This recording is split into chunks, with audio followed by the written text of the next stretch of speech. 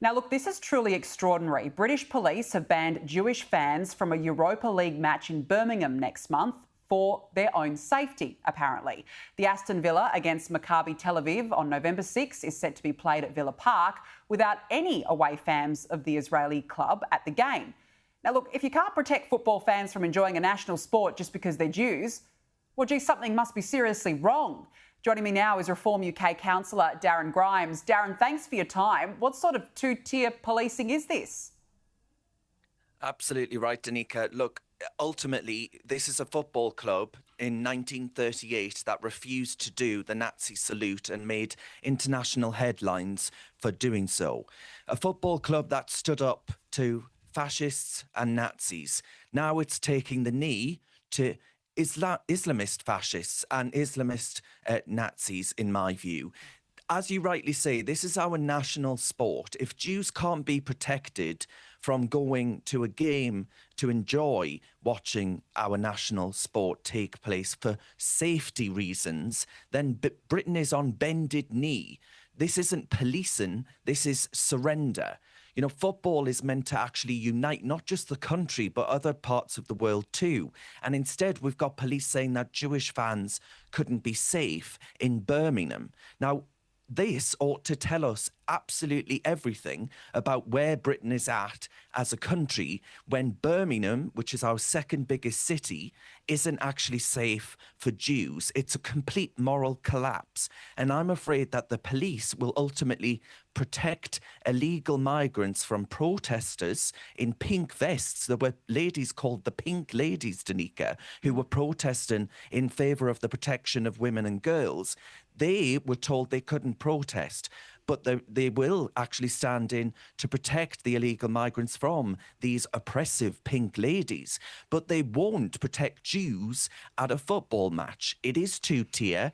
It is actually one rule for those who break into our country and completely another for those who actually have been here for goodness only knows how long and helped to build it.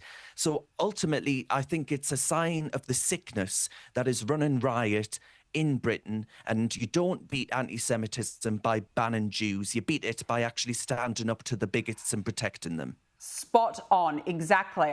This is a national sport we're talking about. To say to Jews, don't come for your own safety, I'm flabbergasted, to be quite honest, Darren. I think it's extraordinary. Now, look, I want to ask you about the latest polling. Reform UK has really been accelerating in recent months. According to the latest MRP poll, Reform's on track to win 445 seats, Labor down to 73 MPs if an election were held tomorrow. But gee, have a look at the Tories, just 7.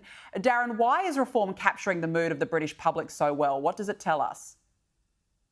Look, I actually think, Danica, that this ought to go to the very heart of the problem with the Liberals in Australia as well.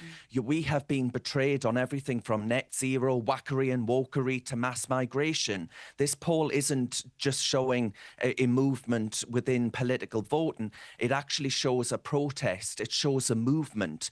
People are fed up by being talked down to by politicians who sneer at patriotism, the flying of our national flag. The Tories tax us to death. Labour looks down its nose at us and sneers at the fact that we actually believe that Britain is full. And Reform speaks for the millions who just want control of their country again. They want some semblance of control over their own lives again. Nigel Farage has given ordinary people a voice for the first time in many, many years. And you're talking, from Durham up in the north to Devon down in the southwest. People are saying enough to open borders, to the net zero madness, being absolutely terrified at the highest electricity prices in the world.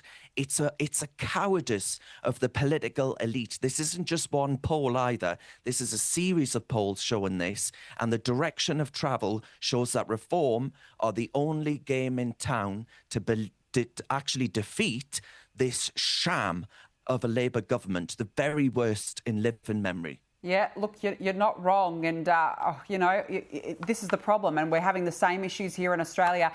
Well done to Reform. And you're a part of it over there, Darren, doing such a great job. Thank you so much for joining me on the show. Really appreciate it.